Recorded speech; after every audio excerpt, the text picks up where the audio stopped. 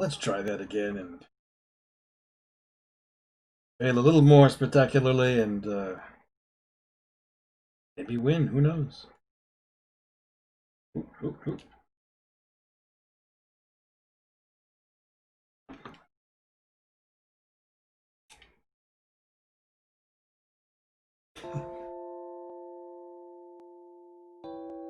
Okay, I'm too scared by this mature content warning. Oh man, the sound of that is making you quake in your slutty little boots. Controversial fictional material, you say? Damn, it's almost starting to sound like a woman wrote this. Count you out. Hey. Ardata clicks her tongue. She reaches for the cup of markers she keeps on a table next to the door and pulls one out. You flinch back as she wields it like a weapon to draw a big blue X on the back of your hand. Here. Now all my fine guests will know we've a delicate little angel on our hands. And then she turns to Linra. And what about you, my sweet thing? Huh? Oh, I'm not real, so it's cool. Very well then. Welcome to the bash. Drinks are free, but if you die of poisoning, you're contractually obligated to croak in range of one of my cameras. Toodaloo! Her daughter blows you a toxic kiss and saunters off to mingle with her enthusiastic guests. You and Linra step past the threshold and have a look around. Linra is visibly nervous, which is unfortunately a little bit infectious. You ask her where her friend is. She glances about a bit. Oh, I don't know, he's... Oh, over there. A much tamer party. You follow her gaze into the living area of the house. It's a far cry from the sight outside. The music's not nearly so bumping as you originally thought it was. The whole shebang seems to have a pretty chill teenagers drinking Kool-Aid vibe, apart from the fact that that's definitely not Kool-Aid. Everybody's milling around and chatting amiably. You spot a few familiar faces. Demon flirting with roasting his Frank in the hearth. Elward leaned casually against the doorframe of the kitchen and talking to a cute girl. Skilla recounting some enrapturing rodeo caper to a group of gathered trolls. It's a real diverse roster of friendly folks. You spot who Linra is pointing to at the center of the parlor's arrangement of couches and armchairs, sat among a group of friends on the floor, the only other jade blood in the room. He's even more impeccably dressed and done up than the rest of the markedly fashion-forward jades you've met. When you catch a sight of Linra, his face lights up, and he rises to make his way over and greet you. Oh, Linra, you've made it after all. I was starting to think you weren't going to come. Well, surprise! I didn't... not come, I mean. I did come. Hi. I'm here. You cringe, but Lanque seems otherwise unaffected by Linra's astonishingly embarrassing display. He turns to you with a warm smile. And who's this? You can't help but get a little flustered when your eyes meet. His makeup and stylings might lean to the severe and feminine, but he has a contrastively calming and masculine voice that puts you at ease straight away. He seems to have quite the opposite effect on Linra. Before you can answer yourself, she starts blabbering a mile a minute. Oh, this is my friend. I invited them. They're an alien, and I guess I almost murdered them because I was jealous of their friendship with Bronya. But I didn't, and we're friends now, and I'm starting to work past my self-destructive obsession with her, and they agreed to come with me because I'm socially anxious and afraid of you. That's awfully nice of them. Hold on, sorry. I know that was a lot at once. Let me reorganize that statement into a clear, digestible list of bullet points. You've absolutely no need to do that, Linra. Understood your points just fine. Oh, okay.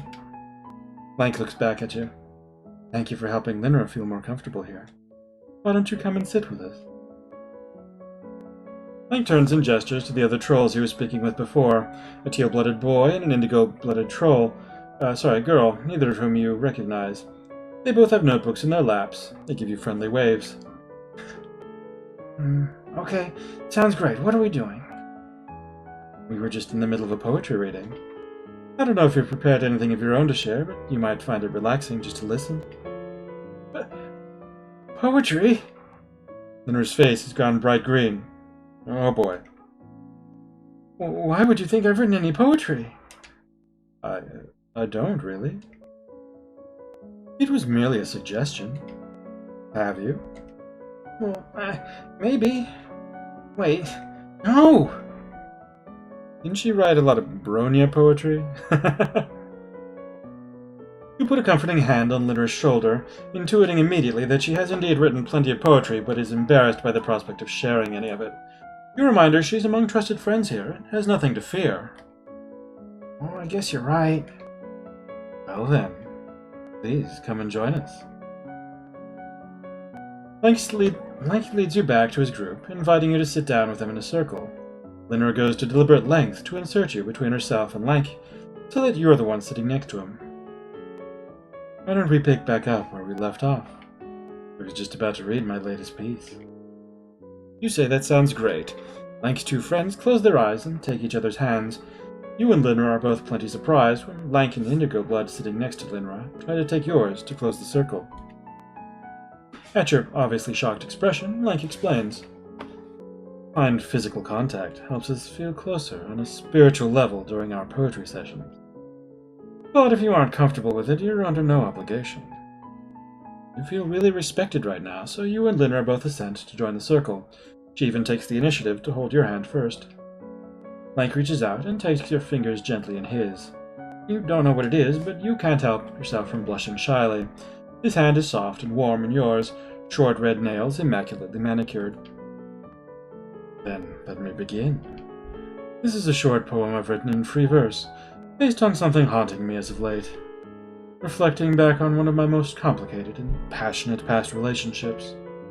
Forgive me, this might be a bit raw.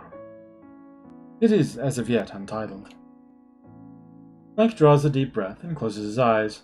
His notebook is open in his lap, and you can see the poem written there in an elegant hand, but he doesn't need to look at it to recite the words. What is the meaning of a memory? A question I oft ponder. Intangible and untraceable by anything but the mind, yet so potent as to leave one sick, as if poisoned or wounded in a literal sense. And what meaning is there in regret and longing? Can my lamentations change the past? Will they move the future? Shall they amount to much more than what unmoors my here and now? If I restrict my world to that which is before my eyes, to those whom I may touch, to that which I might alter, one would no doubt conclude that thoughts of you are last among what I could consider to matter. And still you haunt me yet, like a scar, like a disease uneager to abate. Who are you?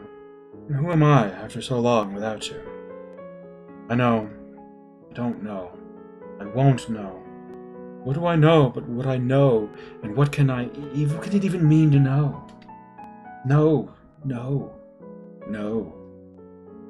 Ah, that what so vexes me, though so little I valued it when it was before me, a thing and a you I could touch and see and know and hate and wonder, revile and worship. Now, it and you are a traceless ghost, and I preoccupy myself with nothing but futile tasks of redefinition and reinterpretation, in circuitous dwellings on that which I understand even less now, than in the times when my wonderings might have been so easily answered with a question of a bite or a kiss, or even a single word spoken honestly. Pressed though I am to give color to our bond, I look not to onyx nor ash, but that which pulses within our very veins, that so blinding jade, hard as the stone for which it is so named. Twisted and pulled, hammered and forged, shaped unnaturally as if a chain.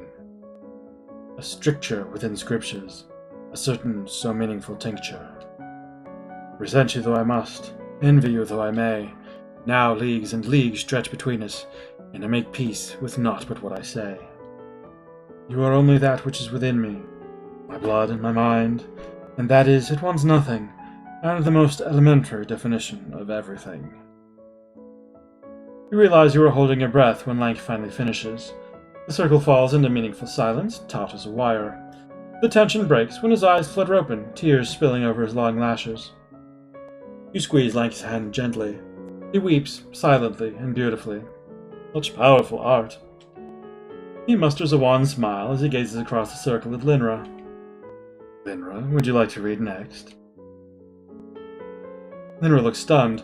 There's moisture gathering in the corner of her eyes. Of course, anyone would be moved by something so emotional and raw. I guess I have a poem I could read. Linra takes out her planner and opens it, breaking the circle of held hands. She can't recite it from memory like Lanque. When she speaks, her voice is small and timid.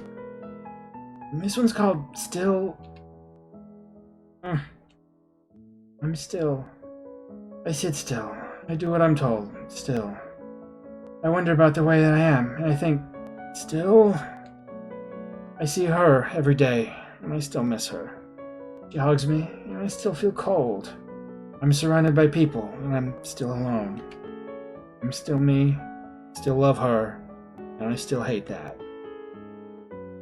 Wow. You're really proud of Linra for opening up like this. She's crying too now.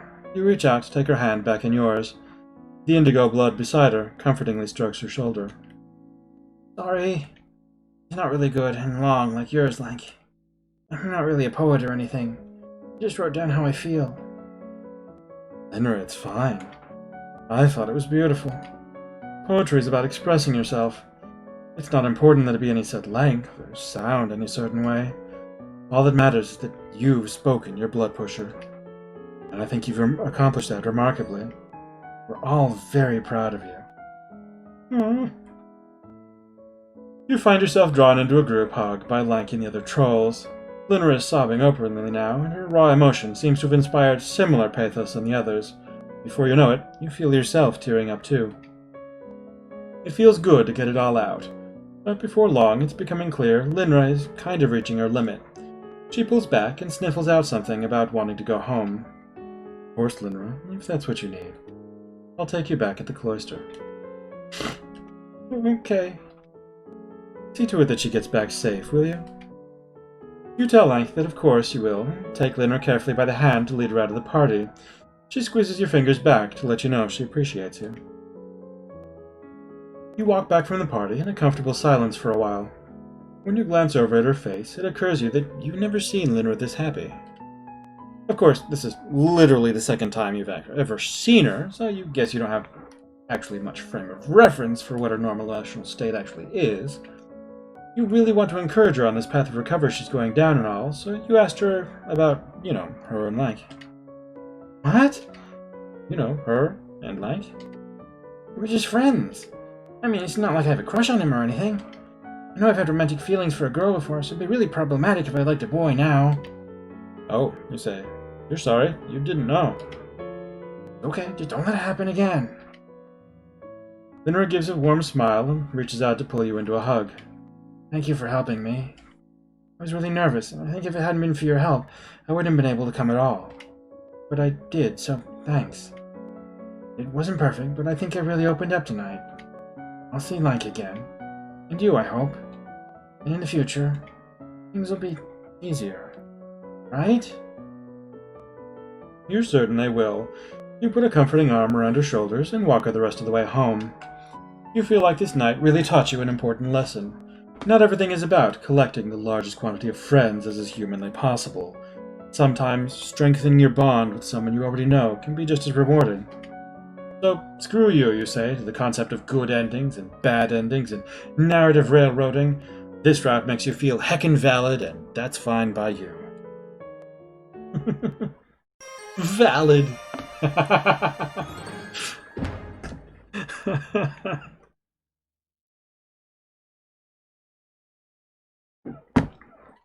Alright. Do you want to understand? Yo! Wow! Yes? Of course you do. Your sort of creature always does.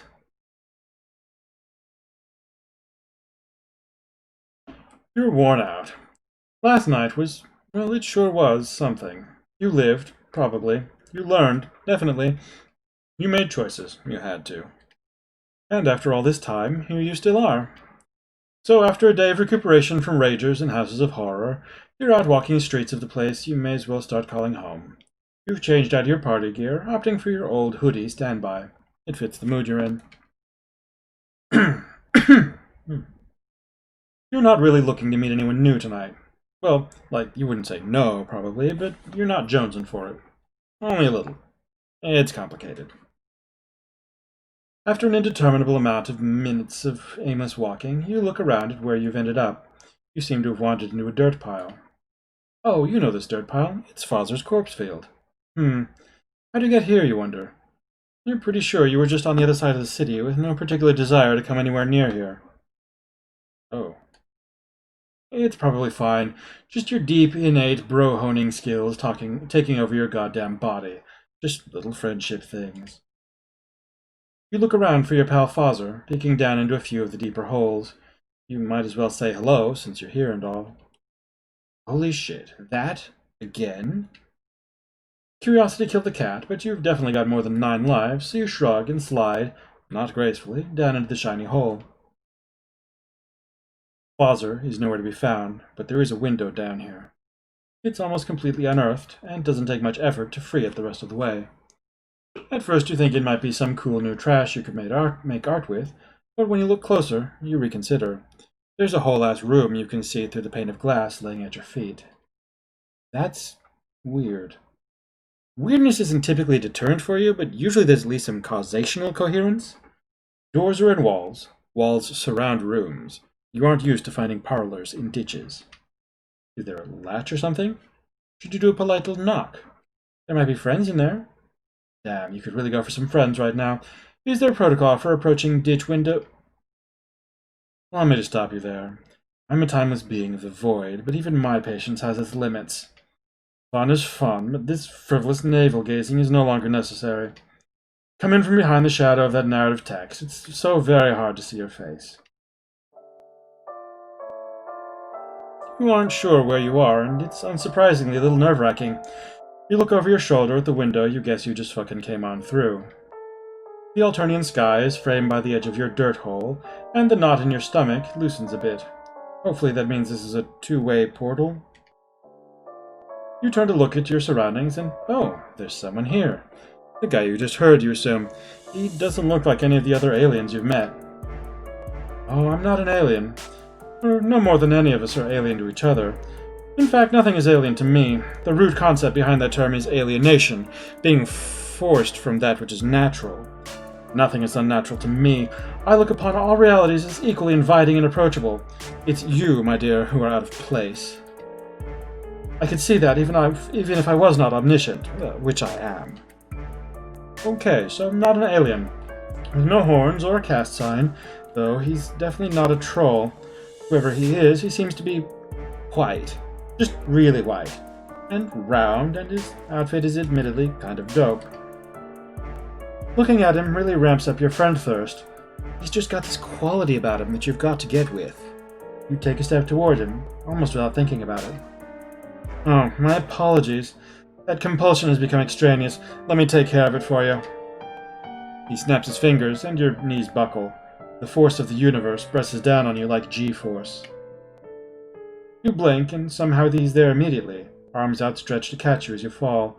He steers you to a chaise longue, and you drape yourself weakly onto it.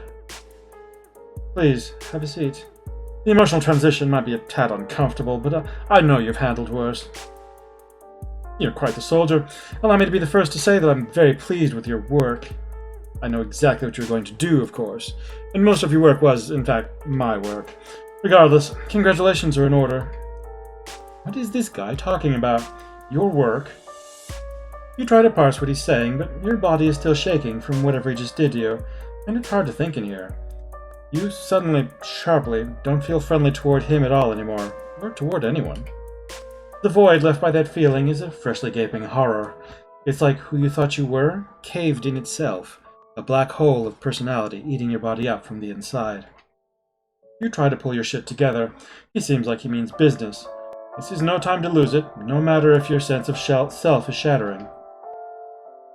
When you truly reflect on yourself, you surely can't with any honesty claim to believe any of this was by your own making.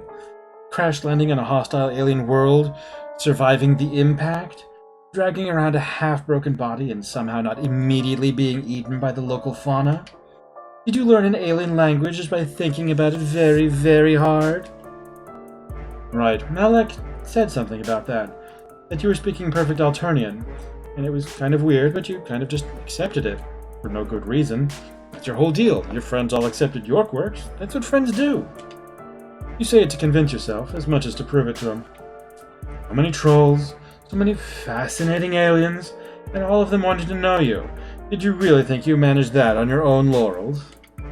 Were they all drawn to an indefinable something, a je ne sais quoi? Well, yeah, you had this whole emotional arc, you got self-confidence, you grew as a person and helped others to grow. The white text guy doesn't make expressions, but you get the feeling he's looking at you pityingly. I find you sweet. Honestly, I do. I don't intend to cause emotional injury, I'm just telling you the truth. I never lie, you'll find. It isn't like you don't have admirable qualities of your own, of course. You've made quite the valuable vessel for me, and I appreciate that very much. I could not have done it without you. I'm only joking. I absolutely could have done it without you. It's just infinitely more fun to do these things together, is it not? What things? What did he do? What did you do? You hope he didn't do something that would fuck over all your friends. Though, when you try to think about them now, the bonds you've felt before come up all twisted. Without the artificial friendship drive he'd given you, pushing you forward, you're not even sure what those memories are supposed to feel like. You close your eyes and breathe. You try to remember the way Polypa touched your face after you touched hers, her claws trailing down your cheek. How Tisius slept, trusting as you kept watch. How Tagara gave you a chance when he saw something in you didn't even see in yourself. How, not that long ago, you got the chitter handle of an extremely friendly Jade-Blood boy. These moments are like the memory of warmth to you now. Blurry, cold, and out of reach. Was all that nothing? Your heart is a chasm. Don't worry so much about it. I simply needed some dots connected, some pieces in place for my next move. Choose whichever metaphor suits you.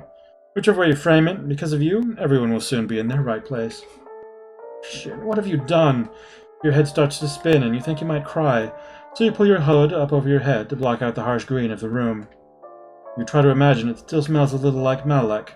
It doesn't. It doesn't smell like anything, really, but you remember what it smelled like at first, and you hold on to that. It was real, you tell yourself. Your friends were real, and what you felt for them, and with them, was real too. You're so afraid for them, and as guilty as you feel for craving it, the fear just makes you need those feelings you felt before even more. You're clawing desperately for the euphoria of caring, of being cared for. Who cares if your hand was forced? You felt it, and it still mattered. Matters. You remember how you felt watching Shixie perform, bathed in light and righteous anger, and also how you drunkenly commiserated with her later when... No, that's not right. That didn't happen. Except... you still remember how hungover you were the next day. Just when you started making sense of things, the whole fucking world shifts under your feet again.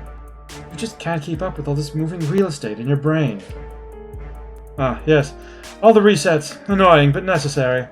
You're just indescribably bad at keeping yourself alive and in one piece. And you weren't quite as adept as befriending aliens to start out with. My intervention was necessary to keep you on the right path.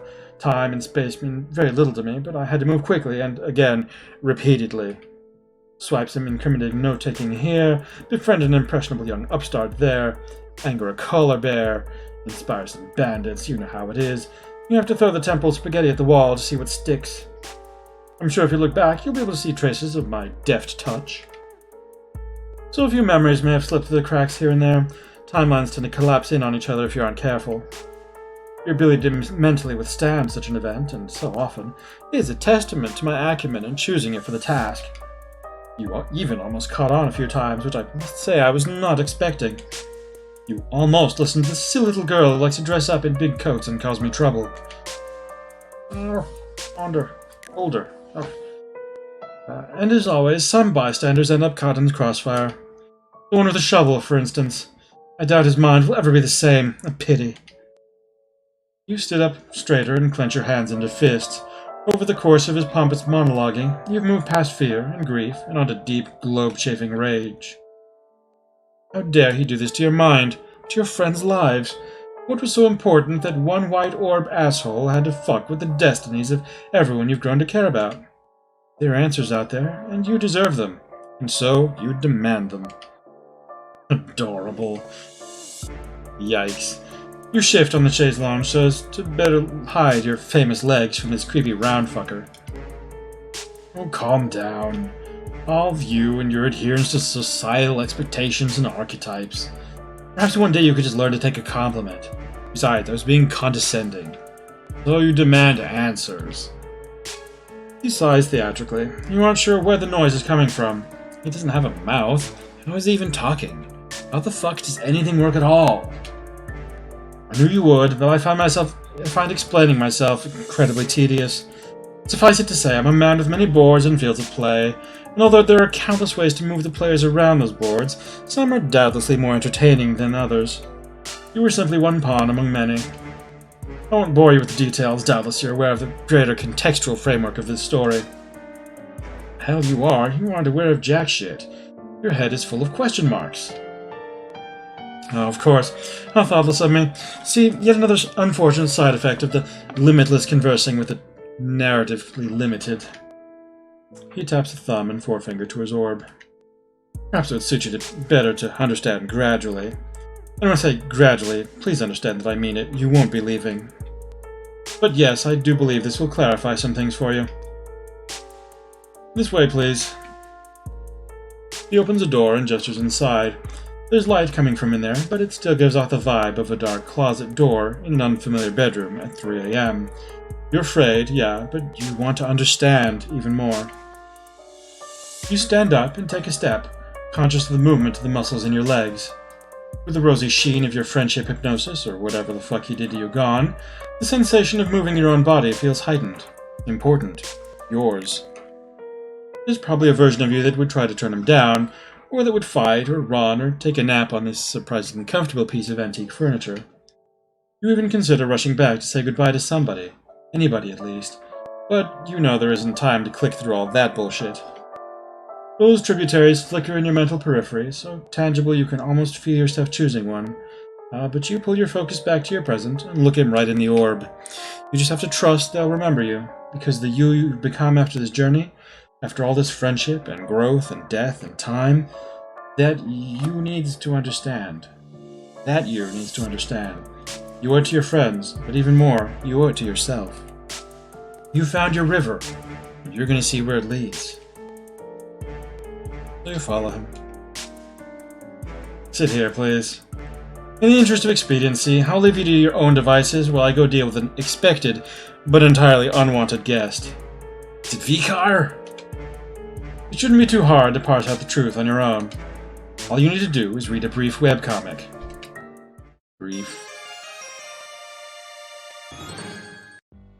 Oh my!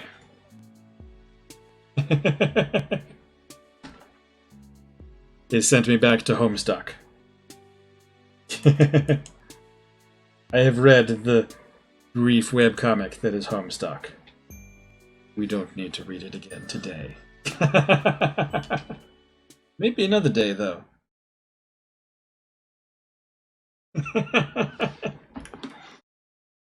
Oh boy.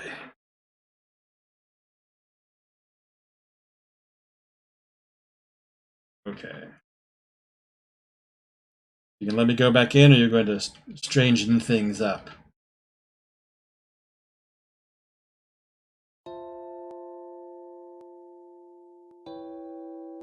Okay, so we're going to go in. We're going to,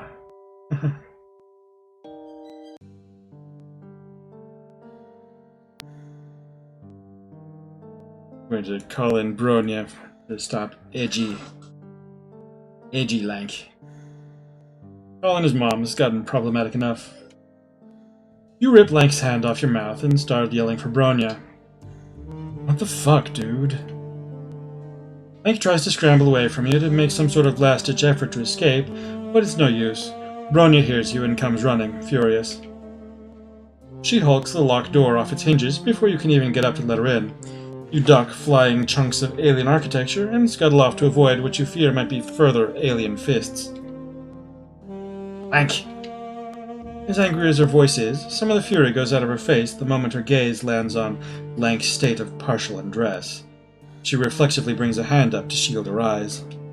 What in the world?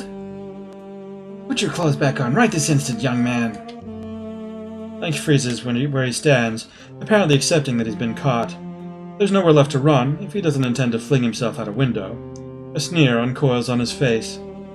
Oh please, save the purity act. Like this is anything you haven't already seen a dozen times before. Bronya's face goes bright jade. What? What in the world are you implying? I would never! Yet, Linra, you've always been the craziest bitch in the whole cloister. You know you aren't actually our Lucis, right? Bronya marches right up to Lanque and slaps him hard across the face. Lanque makes an undignified noise as he recoils from the blow. It looks like that really hurt. His face is stinging bright under the handprint. He forces out a strained laugh. My word, Bronya. You wanted to join us, all you had to do was ask. Damn. You wish you had some popcorn right around now. You just kind of sit back and take it all in. Lanque's invective has its apparent desired effect. Bronya is all but steaming at this point, hands balled into fists at her sides. You kind of want to say hi to your friend, but she's a little preoccupied, it seems. I'm not going to rise up to your petty baiting. You know you're in the wrong here. 1, we've spoken time and time again about recklessly sneaking out to these parties, and now you're dragging Linra into your mess. 2, Linra has told me all about the things you've been saying and doing to her, and it's completely unacceptable, Lanque. 3, you've had more than enough lectures about the way you treat your flush quadrant partners, and it absolutely needs to stop. 4, you're coming back with me to the cloisters right now. We're home, we're going to have that one last serious talk about this, and if there aren't changes, there are going to be consequences. Eventually, Bronya's overbearing hollering seems to finally break Lanque down. He sighs, shoulders slumped, and rolls his eyes. Fine. Bronya crosses her arms indignantly as she waits for Lanque to finish fixing his clothes. Lanque buttons his shirt, puts back on his jacket and his tie, and then he has to go retrieve his palm husk, which he seems to have discreetly slid over to where you're standing. He casually saunters his way over, and instead of picking up his own device, snatches yours out of your hand. Hey, I've got to go, but let me give you my chitter information. Maybe we can pick up where we left off later, sweetheart. Bronya stomps over to grab Lanque by the ear and drag him away, but not before he's finished putting his chitter contact into your palm husk. He shoves it back into your hand, mouths you a "see you later," and is then fully hauled out of the room. Hypocrite. You need to shut your mouth. And then they're gone. Friendship accomplished, you guess? Chitter mutuals! Close enough.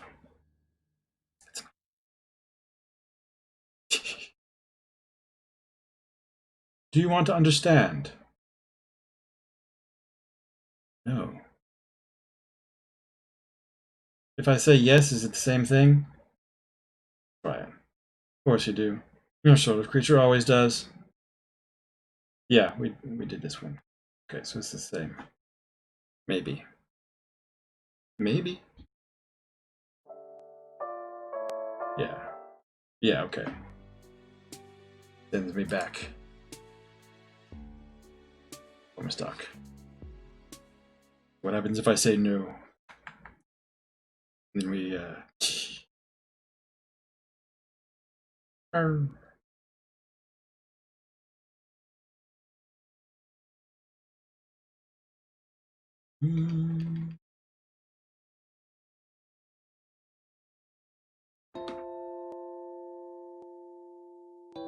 Okay.